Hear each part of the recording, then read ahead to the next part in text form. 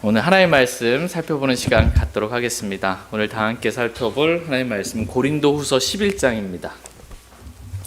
고린도후서 11장 5절에서 10절 말씀 오늘 살펴보도록 하겠습니다. 고린도후서 11장 5절에서 10절 말씀입니다. 5절 말씀 제가 먼저 읽겠습니다. 나는 가장 으뜸가는 그 사도들보다 내가 조금도 뒤지지 않는 줄로 생각하노라. 내가 비록 나의 서두를 지으나 시신에는 그렇지 아니하리라. 오히려 우리는 너희 가운데서 모든 일에 철저히 드러났느니라. 내가 너희를 높이려고 나 자신을 낮추어 하나님의 복음을 값없이 너희에게 선포함으로써 너희를 걸려 넘어지게 하였느냐? 내가 너희를 섬기기 위해 다른 교회들로부터 상을 받음으로써 그 교회들의 것을 강탈하였노라.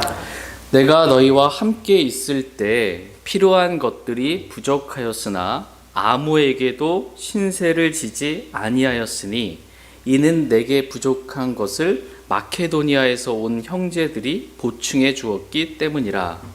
내가 모든 일에 너희에게 짐이 되지 아니하려고 스스로 조심하였으며 또 그렇게 조심하리라. 그리스도의 진리가 내 속에 있으니 아가야 지방에서는 아무도 나의 이런 자랑을 받지 못하리라. 아멘. 오늘 말씀의 제목은 그리스도의 진리가 내 속에 있으니입니다. 그리스도의 진리가 내 속에 있으니 라는 제목으로 하나님의 말씀 나누는 시간 갖도록 하겠습니다. 지금 그리스도의 진리가 어디 있어요? 내 속에 있다. 사도 바울이 지금 그리스도의 진리가 내 속에 있다 이렇게 말씀하고 계십니다. 내 속에 있다. 그리스도의 진리가 있어야 할 곳은 내 속에, 내 마음에 있어야 합니다. 그리스도의 진리가 머리에만 있으면 이게 지식은 우쭐대게 해요. 이게 내가 이거 안다라고 우쭐대게 합니다. 이 주를 아는 지식은 나를 드러내는 게 아니에요. 주님을 드러냅니다. 주님을 자랑합니다. 그리스도의 진리가 내 속에 있는데 특별히 내 마음에 있어야 해요. 내 마음에 주님의 말씀이 있게 되면 성령 충만해져요. 말씀 충만이고 성령 충만이다 이렇게 말씀하십니다. 그리스도의 말씀이 내 속에 있으면, 마음 속에 그리스도의 말씀이 내 안에 있으면 마음이 뜨거워집니다. 하나님의 말씀을 깨달을 때, 말씀이 내 안에 들어올 때 마음이 뜨거워져요. 영의 뜨거움이라고 표현하거든요. 영의 뜨거움 가운데 주를 섬기기를 주님은 원하세요. 말씀이 지식이 머리에만 있으면 영의 뜨거움은 없어요. 마음은 차갑고 냉랭한데 막 이제 뭐라고 막 하는, 그러한 그리스도인 되지 않고 주의 말씀이 우리 마음 안에 풍부히 거할 수 있기를 원합니다. 다 같이 고린도후서 11장 5절 말씀 보겠습니다. 본문 말씀 5절 말씀 같이 읽겠습니다. 시작. 나는 가장 으뜸가는 그 사도들보다 내가 조금도 지지지 않는 줄로 생각하노라. 지금 사도 바울은 자신이 가장 으뜸가는 사도들보다, 즉 내가 예수님의 수제자라고 할 수 있는 이 베드로, 야고보, 요한보다 조금도 나는 어떤 면에서 뒤지지 않는다라고 자신에 대해서 지금 자랑하고 있어요. 근데 이게 얼마나 어리석은 자랑이에요. 자기를 자랑하는 건 어리석은 겁니다. 근데 바울이 자신을 고린도 교회에 자랑할 수밖에 없었던 이유는 뭐냐면, 고린도 교회 성도들이 바울을 사도로 인정하지 않으니까 어쩔 수 없이 내가 사도다, 그 으뜸가는 사도들보다 내가 더 뛰어난 사도다, 지금 어리석게 자랑할 수밖에 없는 거예요. 그들을 일깨우기 위해서. 속았거든요, 그들이. 그래서 바울을 밀어내고 있는데 내가 그렇지 않다라는 걸 보여주기 위해서 어쩔 수 없이 자랑하는 거예요. 고린도후서 12장 11절 말씀 보겠습니다. 고린도후서 12장 11절 같이 읽겠습니다. 시작. 내가 자랑함으로 어리석은 자가 되었으나 너희가 억지로 나에게 시켰느니라. 내가 너희에게서 칭찬을 받아야만 하노니 이는 비록 내가 아무것도 아니지만 가장 으뜸가는 그 사도들보다 어떤 점에서도 결코 뒤지지 아니하기 때문이라. 예. 내가 자랑함으로 어리석은 자가 됐다라는 거예요. 근데 이걸 너희가 억지로 시켰다는 거예요. 나 하고 싶지 않은데. 고린도 교회 성도들이 하도 믿어주지 않으니까, 사도를 인정해주지 않으니까 어쩔 수 없이 내가 자랑할 수밖에 없게 되었다라는 것입니다. 근데 실제로 바울이 이 어리석게 이제 자랑하면 어리석은 자가 되었지만, 그 으뜸가는 사도들보다 내가 어떤 면에서 부족함이 없다, 아무것도 뒤지지 않는다. 근데 그 자랑의 내용은 어떻게 보면 실제적으로는 사실이긴 합니다. 사실이에요. 그 사도의 표적이 있어요. 사도는 예수님께서 부르시고 사도라는 이름을 주시고 인정한 그 사도들에게는 표적들을 주셨어요. 그걸 성경에서는 사도의 표적이다 이렇게 말해요. 사도의 표적이 없으면 사도가 아닌 거예요. 그런데 이 사도의 표적을 성경을 뒤져서 살펴보면 누가 가장 많이 행했냐? 사도 바울이 가장 많이 행했어요. 고린도후서 12장 12절 한번 보겠습니다. 12절 같이 읽겠습니다. 고린도후서 12장 12절 바로 아래 구절. 네, 시작. 진실로 내가 너희 가운데서 모든 인내와 표적들과 이적들과 강력한 행위들로 사도의 표적들을 행하였노라. 내가 너희 가운데서 이렇게 모든 인내와 표적들과 이적들과 강력한 행위들로 이러한 사도의 표적들을 내가 행한 거 너희 보지 않았냐. 이거예요. 내가 사도의 표적을 얼마나 많이 행했는지 지금 자랑하고 있는 것입니다. 요한계시록 2장에 보면 에베소 교회 성도들이 나와요. 에베소 교회. 이 에베소 교회 성도들이 스스로 사도라고 말하나, 어떤 사람이 자기가 스스로 사도라고 말하는 거예요. 근데 이 에베소 교회 성도들이 스스로 사도라고 말하나 사도가 아닌 자들을 시험하여 그들이 거짓말하는 자들이 알아내었다라고 이렇게 주 예수 그리스도로부터 칭찬받고 있어요. 그러니까 사도가 아닌데 스스로 사도라고 하는 사람은 그들의 정체를 드러내야 돼요. 거짓말장이라는 것을. 그래야 칭찬받습니다. 그러니까 사도를 그냥 인정해주면 안 돼요. 어떻게 그들을 시험했냐? 사도라면 사도의 표적을 행해보라는 거예요. 못 행하는 거야.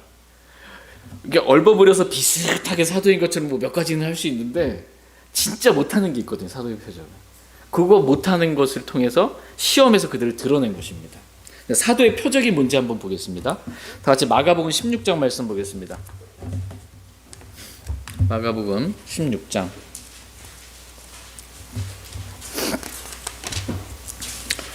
마가복음 16장 17절 18절 말씀.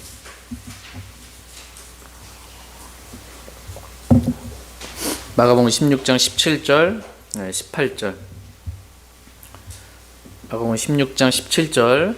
믿는 자들에게는 이런 표적들이 따르리니 곧 그들이 내 이름으로 마귀들을 내쫓고 새 언어들로 말하며 뱀들을 집어올리고 어떤 치명적인 것을 마실지라도 해를 받지 아니하며 병든 사람들에게 하지만 그 사람들이 나으리라 하시더라. 아멘. 믿는 자들에게 이런 뭐가 따라요? 표적들이 따르니. 여기서 믿는 자들은 사도들을 말해요. 사도들을 말합니다. 사도들에게 이런 표적들이 따른다는 거예요. 어떤 표적이냐? 첫 번째, 주의 이름으로 마귀들을 내쫓고, 두 번째, 새 언어들로 말하며, 세 번째, 뱀들을 집어올리며, 네 번째, 어떤 치명적인 것을 마실지라도 해를 받지 아니하고, 다섯 번째, 병드는 사람들에게 안수하면 그들이 낫는 그런 표적들을 행할 수 있다. 사도의 표적들에 대해서 지금 5가지를 말씀해주고 있습니다. 근데 에베소 교회에 스스로 사도라고 하나, 사도가 아닌 것을 이것을 통해서 이런 표적을 행할 수 있는지를 통해서 시험한 것입니다.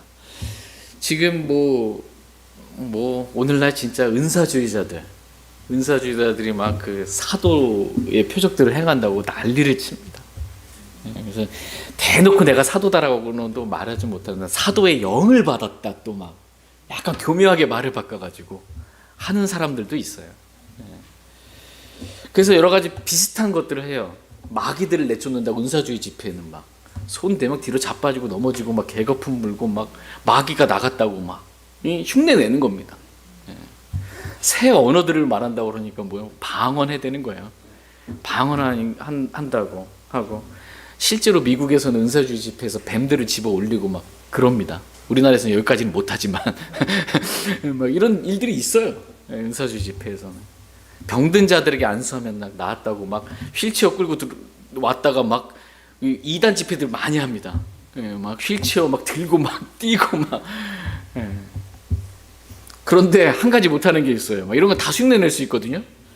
한 가지 못하는 게 5가지 중에 어떤 치명적인 것을 마실지라도 해를 받지 아니한다는 거예요. 사도의 표적 가운데 독을 먹어도, 청산가리를 먹고 독을 마셔도 어떤 아무런 해도 입지 않는다는 거예요.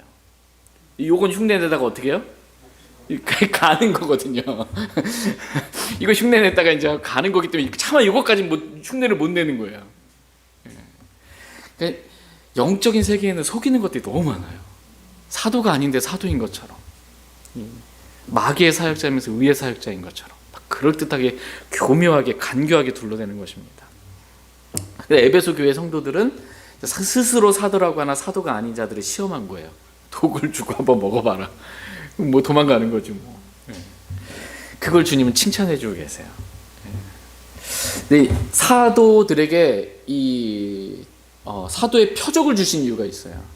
사도들에게 예수님을 따르는 1세대들이잖아요. 말하자면 예수님이 그리스도라고, 구약에 예언된 메시아 그리스도라고 사도들이 전하고, 그 유대인들은 어때요? 표적을 구하는 거잖아요.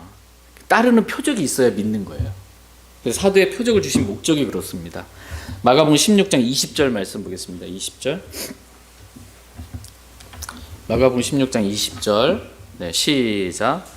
그들이 나가 모든 곳에서 복음을 선포하며 주께서 그들과 함께 일하시며 따르는 표적들로 말씀을 확증해 주시나니. 아멘. 네.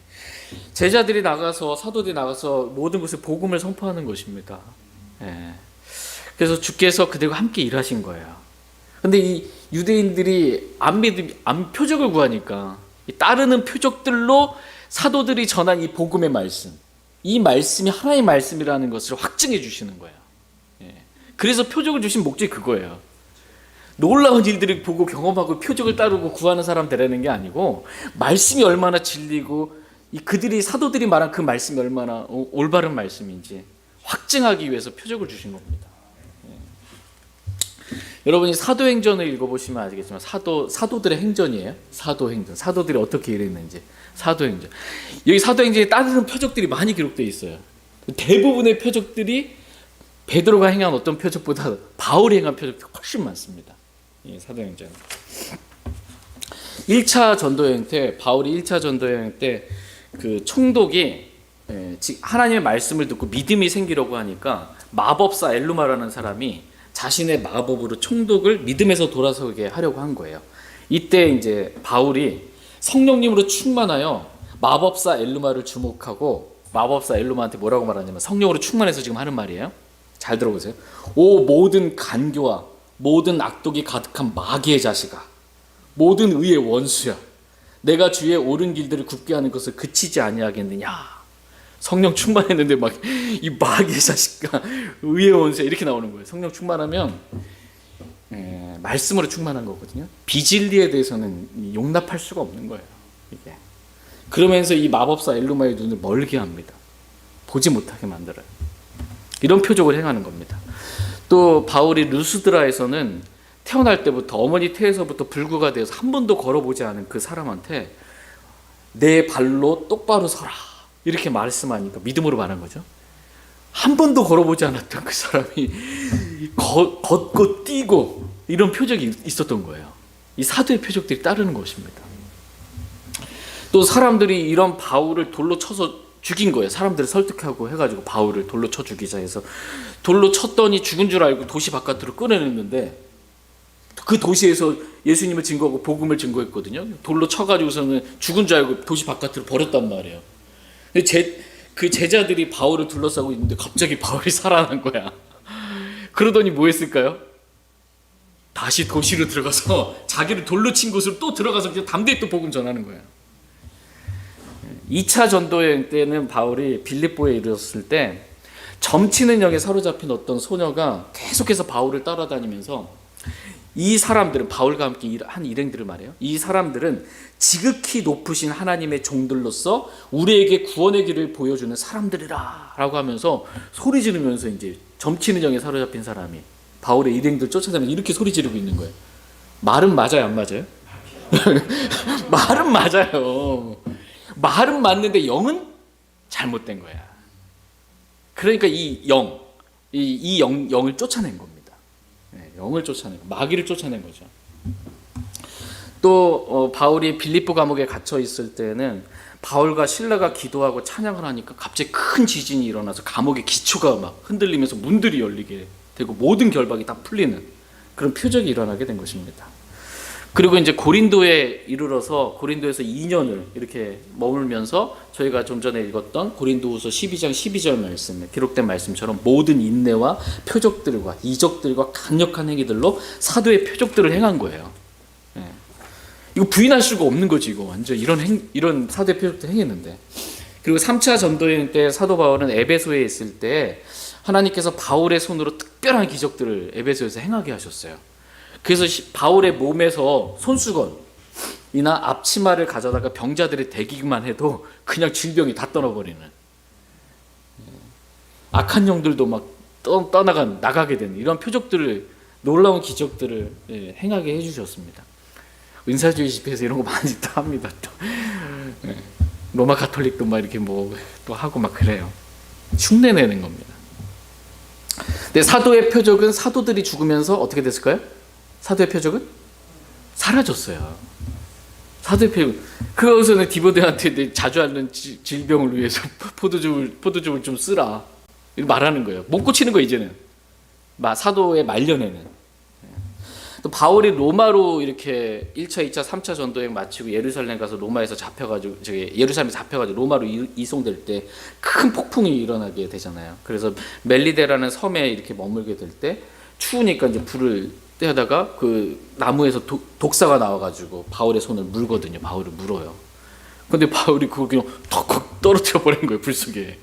그 이제 쟤는 죄를 엄청 지었고 바울은 그래서 지금 이게 로마로 후송돼서 죄인으로 가고 있고 죽을 거다 이렇게 생각하고 있는데 멀쩡한 거야. 그러니까 그 섬 주민들이 어떻게 이제 바울을 신이라고 이제 생각하는 거예요. 바울을. 그래서 그 섬의 우두머리에 아버지가 이제 열병과 피설사로 죽어가고 있을 때 바울이 안수해서 그를 고치고 그 섬에서 질병을 가진 많은 사람들을 바울이 다 고치게 되는 이런 사도의 표적들이 있게 된 것입니다.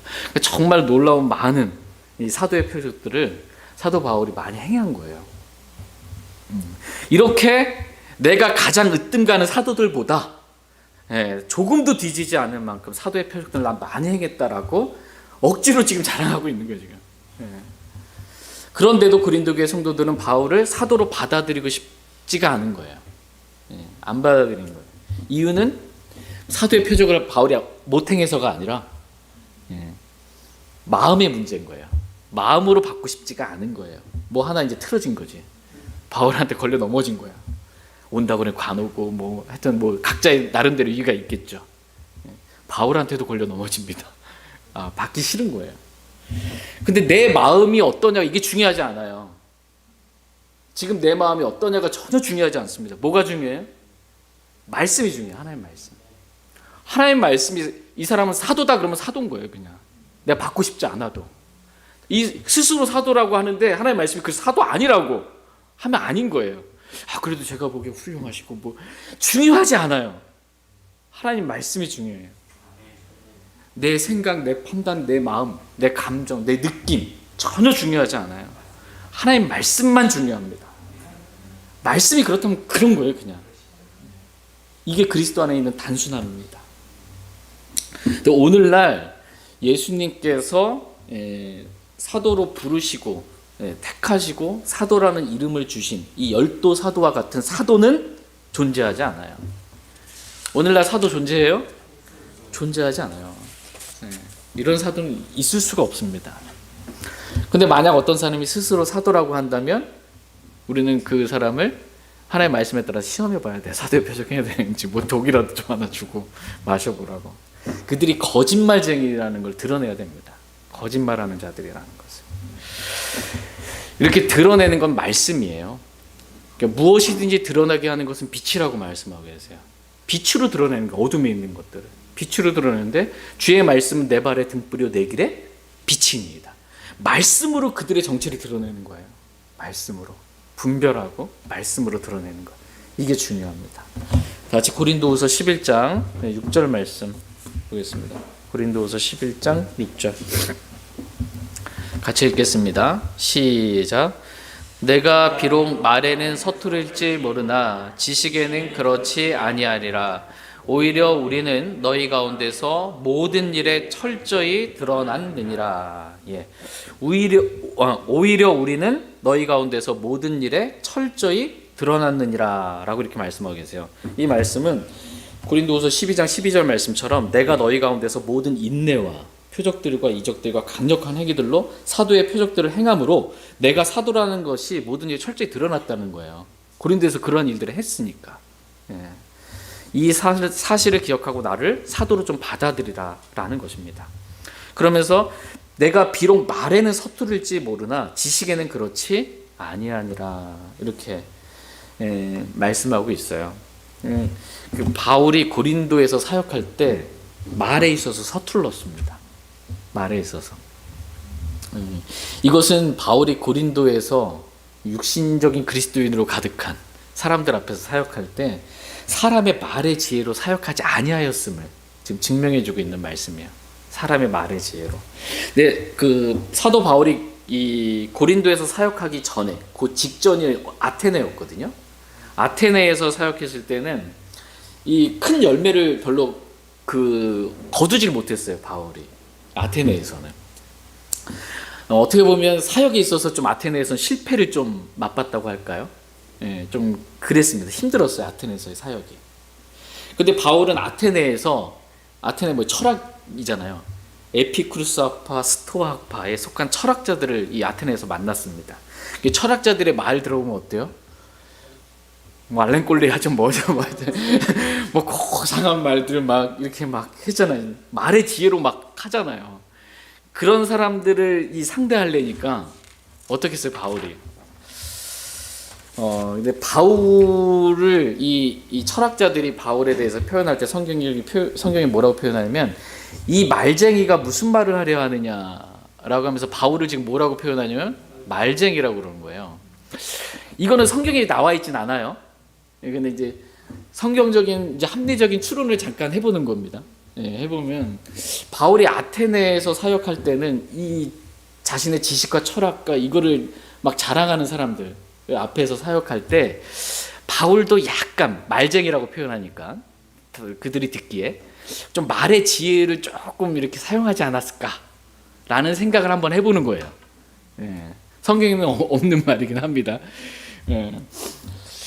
그래서 그랬는지 모르지만 아테네에서는 별로 이렇게 그 말의 지혜로 뭐 이렇게 좀 했을 때는 별로 이렇게 놀라운 역사들 별로 없었어요. 열매들 별로 없었습니다. 조롱당하고 큰 열매를 얻지 못했어요. 그러고 나서 이제 바울이 한번 실패를 맛보고 이제 고린도에 온 거거든요. 고린도에 왔을 때 마음이 어땠을까? 한번 실패를 좀 경험하고 고린도에 왔었을 때 마음이 결심한 거거든요. 고린도전서 2장 한번 보겠습니다. 고린도전서 2장 1절 2절 말씀 보겠습니다.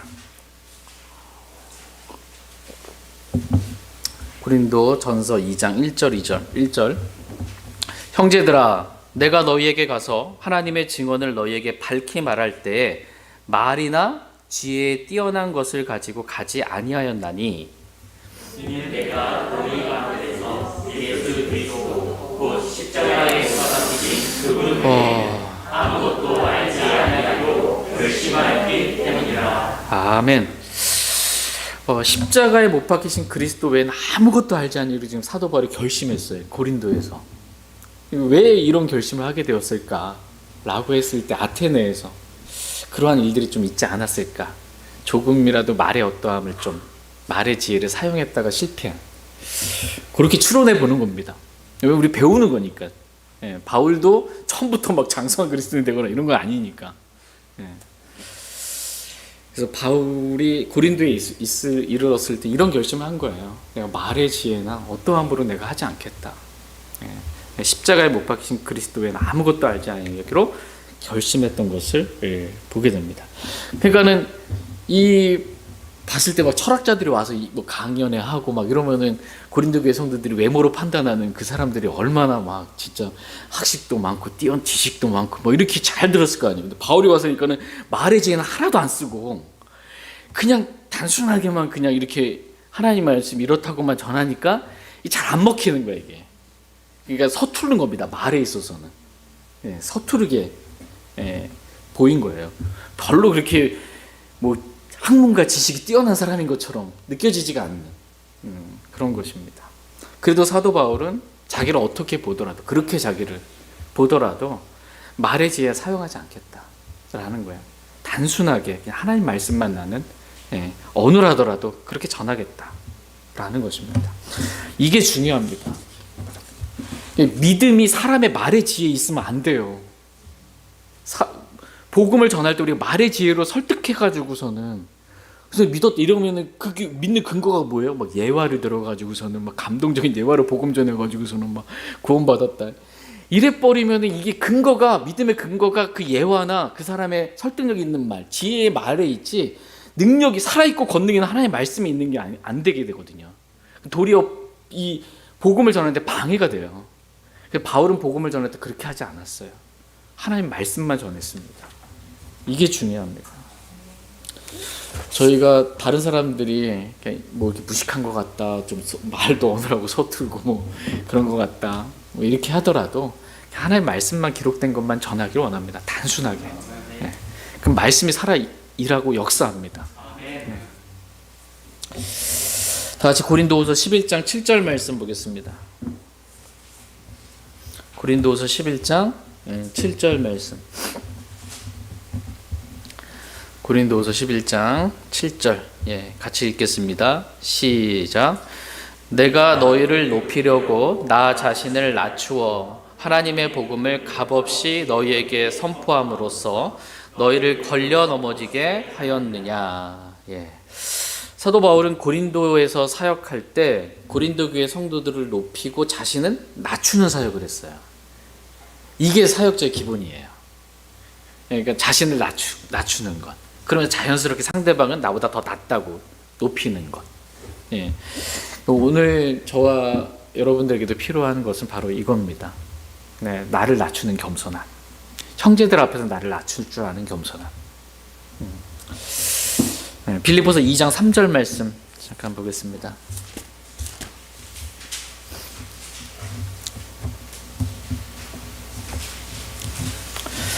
빌립보서 2장 3절 같이 읽겠습니다.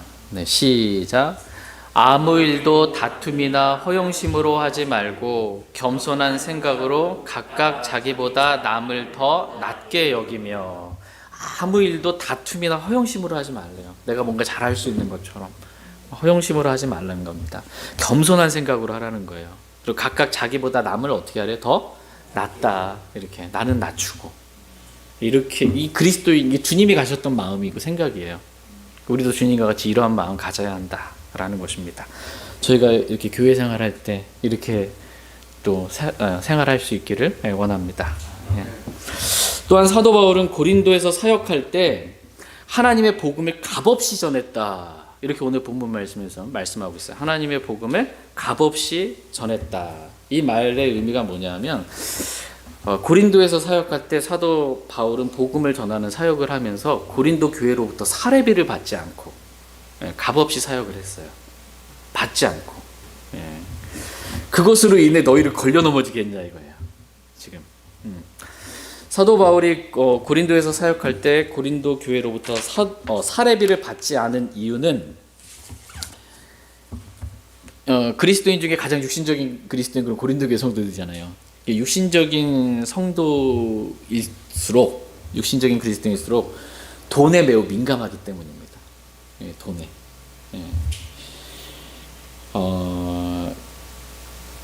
그래서 이제 사례비를 내가 조금이라도 바울이 받게 되면 뭐 이렇게 많이 가져가 뭐 할 수도 있는 거고 갔다 어디 갔다 쓴대 뭐 이 돈의 관점으로 보면은 이제 그렇게 보이는 거거든요. 그러면 어떻게 바울이 전하는 게 복음이 힘이 없어지는 거예요. 이게 걸림이 될까봐 사례비를 안 받은 거예요. 고린도에서 사역을 할 때에는. 다 같이 고린도전서 9장 12절 말씀 보겠습니다. 고린도전서 9장 12절.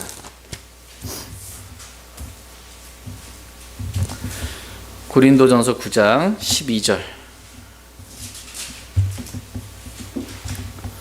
고린도전서 9장 12절. 예, 같이 읽겠습니다. 시작. 다른 이들이 너희에 대한 이 권리에 참여하거든 하물며 우리는 더 참여하지 아니하겠느냐.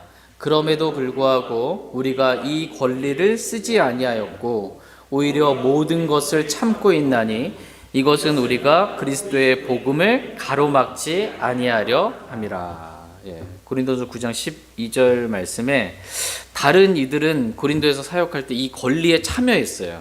다른 이들이 이 권리에 참여했다. 이 권리가 뭘까요? 이 권리? 고린도전서 9장 4절 말씀에 보면 우리에게 먹고 마실 권리가 없느냐. 이거 먹고 마실 권리. 여기 다른 사람들은 참여했는데 바울 나는 참여하지 않았다는 거예요. 5절에 우리에게 다른 사도들이나 주의 형제들이나 게바와 같이 자매 곧 아내를 데리고 다닐 권리. 이 권리를 말합니다. 세 번째, 나와 바나바만은 일하지 아니할 권리가 없느냐. 먹고 마실 권리, 자매, 아내를 데리고 다닐 권리, 일하지 아니할 권리. 다른 사람들은 이 권리를 다 사용하고 참여했다라는 겁니다. 이 권리에. 근데 바울, 나는 이러한 권리에 참여하지 않았다는 거예요. 7절 말씀 같이 고린도전서 9장 7절 같이 읽겠습니다. 시작. 어느 때고 누가 자기 비용을 들여 전쟁에 나가느냐? 누가 포도원을 만들고 그것의 열매를 먹지 아니하느냐? 누가 양떼를 먹이고 그 양떼의 젖을 먹지 아니하느냐? 당연한 거잖아요. 전쟁을 나가는데 자기 비용 들여가지고 전쟁 나가는 게 아니고 다 국가가 대주는 거잖아요. 포도원을 만들었으면 포도에서 난 열매를 자기가 수고한 것에 따라 먹는 게 합당한 거잖아요. 예. 자기의 양떼를 먹이고 그 양떼의 젖을 먹는 거 당연한 거잖아요. 사역자가 일하고 수고하고 섬기고서 사례비를 받는 거 당연하다는 거예요. 예, 당연한 거다. 그러니까 율법도 그것을 말하지 않느냐. 8절 말씀에 율법도 같은 것을 말하지 않느냐라는 거예요. 모세의 율법에 너는 곡식을 밟는 소의 입에 마개를 씌우지 말라. 예, 일을 시켜놓고 그 먹는 게 아까워가지고 곡식을 밟는 그 일하는 소의 입에 마개를 씌워서 못 먹게 만드는 거. 그렇게 하지 말라는 거예요. 하나님께서 소들만 염려하시는 거냐 이 말씀을 하신 게 이게 전적으로 우리를 위해 그런 말씀하신 게 아니냐. 틀림없이 우리를 위해 기록되었다라고 하면서 주님의 일을 하는 일꾼들이 사례비를 받는 것은 마땅하다라고 성경은 지금 말씀하고 있는 거예요. 근데 이 권리에 다른 이들은 다 참여했는데 하물며 우리는 더 참여할 수 있지 않겠냐라는 거예요.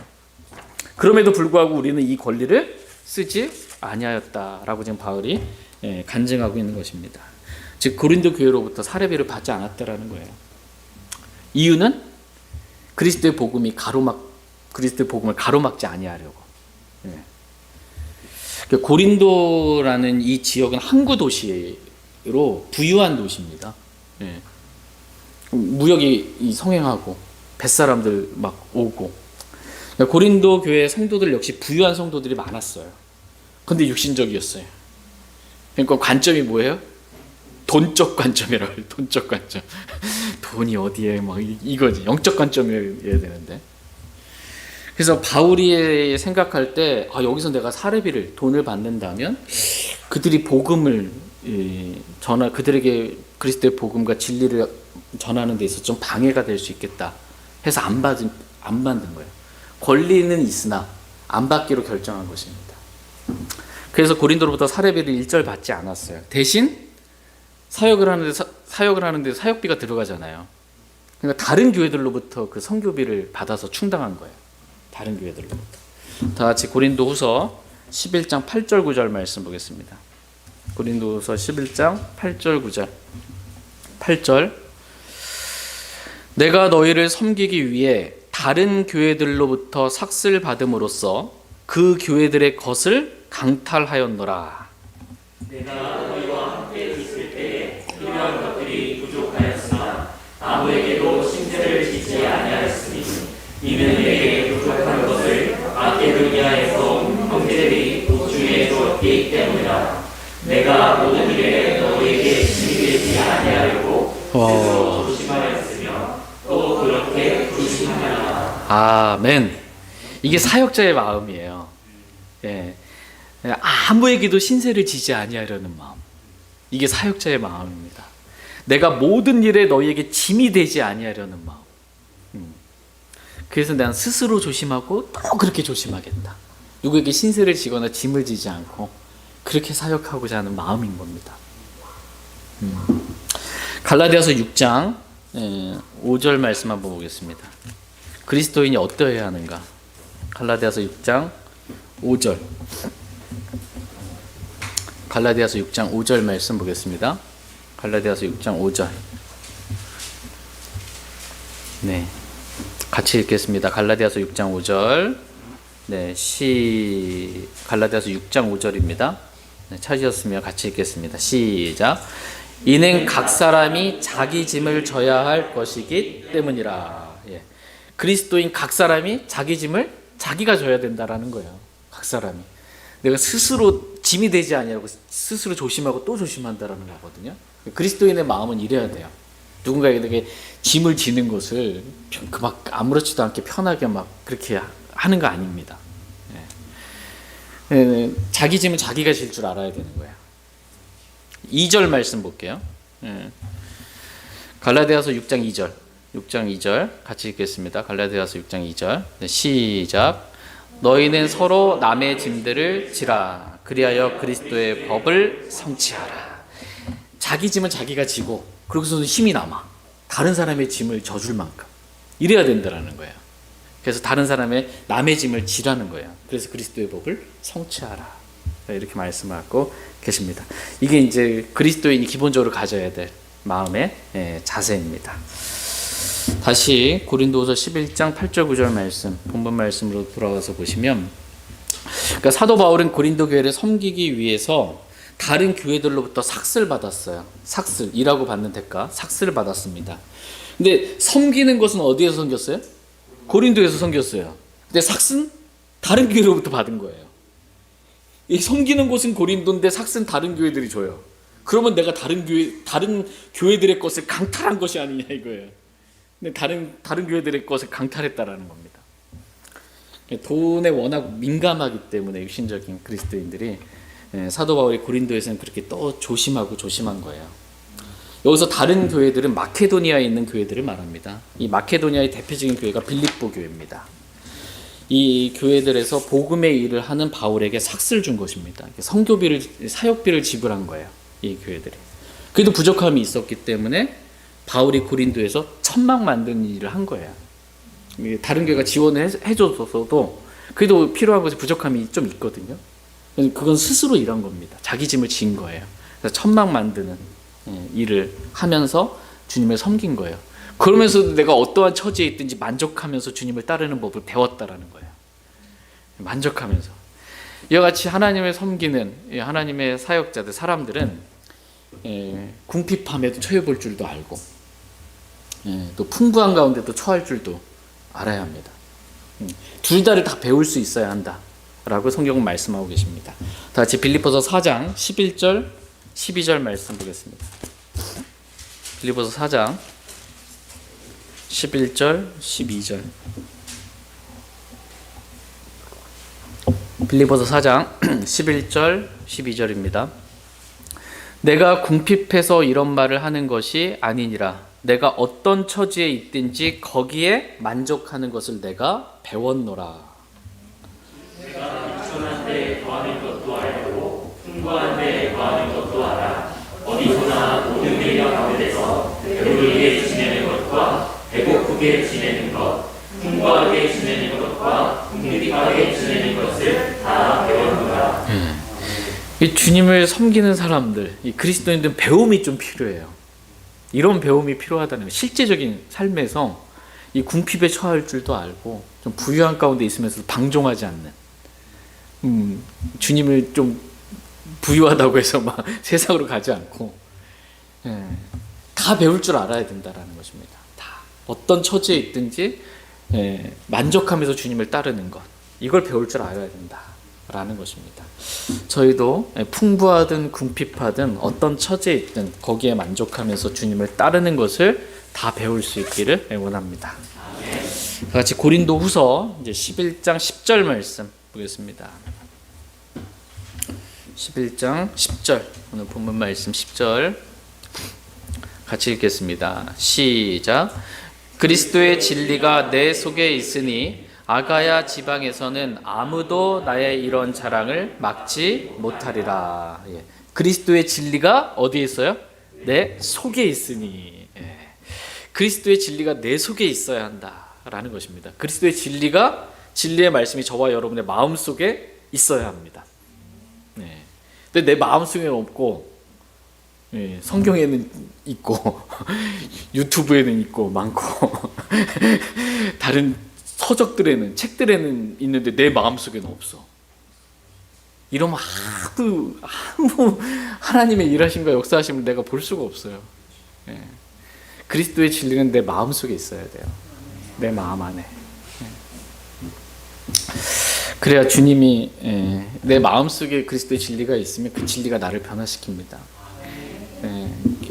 믿는 자들 안에서 말씀이 효력 있게 일해요. 정말 나를 놀랍게 변화시키고 나를 살리는 말씀이에요. 그 말씀이 나를 인도해주고 말씀이 나를 가르쳐줍니다. 그래서 말씀이 거해야 할 곳은 우리의 마음이다 라고 성경은 계속해서 말씀하십니다. 골로새서 3장 16절 말씀 보겠습니다. 골로새서 3장 16절. 골로새서 3장 16절. 같이 읽겠습니다. 골로새서 3장 16절. 네. 시작.